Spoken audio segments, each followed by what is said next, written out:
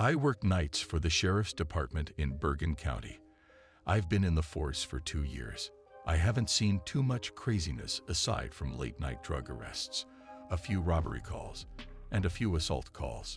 Northeastern Bergen County is pretty low crime after all, so those are usually the worst calls I deal with. There was this one night when I received a disturbance call to investigate a scream that came from a house nearby. Usually, a call like this would mean a domestic dispute or even just something as harmless as people drinking and being too loud. I arrived at the house though, and I had to confirm twice that it was the correct house because none of the lights were on. There was a car in the driveway, though, a blue Toyota Sienna minivan. Someone was home. I went over to knock on the door a few times. The neighbor must have seen my car because he came out and walked over reporting that he was the one to call the police. He told me he heard a blood-curdling scream from the house and that the woman who lives there lives alone, but occasionally had her boyfriend over, making it slightly more concerning. I tried the doorknob now, which was locked.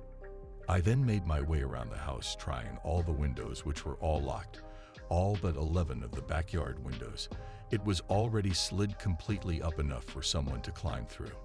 This was a red flag considering every other window was closed. I requested backup to the scene, and once I got confirmation, I climbed into the house through the window. I started to flick every light on that I could find in the house, starting in the kitchen and working my way to the living room. And yes, police should turn on the lights when investigating buildings. What you see in TV shows and movies where they leave the lights off is only done for suspense. I called out to the woman, trying to assure her it was OK. Police were here though.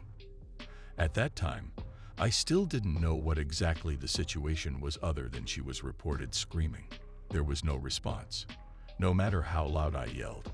The first floor was clear, so there was only the upstairs left to check. I wanted to wait for the backup to arrive because I was nervous about what I'd find up there.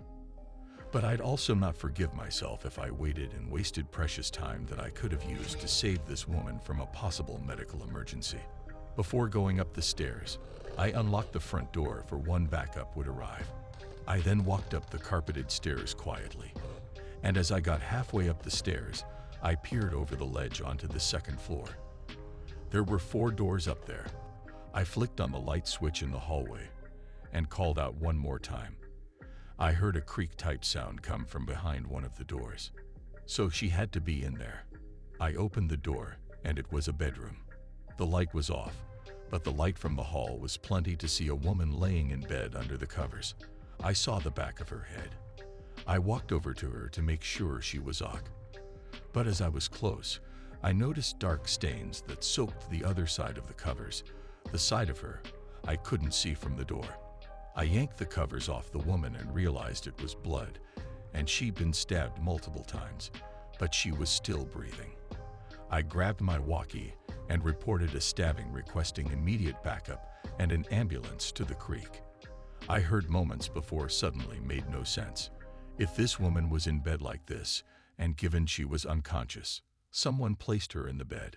Most likely, I did a 360 in place, looking around the room. There was a closet. It was instinctively the first place I'd think to look. I had my gun drawn and had my hand on the doorknob for 5 seconds, gathering the courage to yank the door open. When I finally did, there was no one inside. I turned around again to look at the bed, at the bleeding woman. Then I thought of the bed. I got on my knees to be level with the bottom of the bed. I yanked the bed wrap covering the bottom of the bed up, and I was then eye to eye with a man wearing a face mask covering the lower half of his face. I shrieked and yelled, "Show me your hands." He slowly raised his hands above his head as much as he could. I got up and told him to get out from under the bed slowly, and made sure he wasn't holding the knife. I had him stand in the corner with his hands up until my backup came. I wasn't about to try and handcuff him in there alone when he could have any weapon on his person. I told backup to meet me upstairs, and when they entered the house, I called up to them. Only then did I place the man under arrest. An ambulance arrived not too long after, and the woman was rushed to the hospital, and she managed to survive being stabbed 6 times. The man who did it was her boyfriend, which I didn't find too surprising.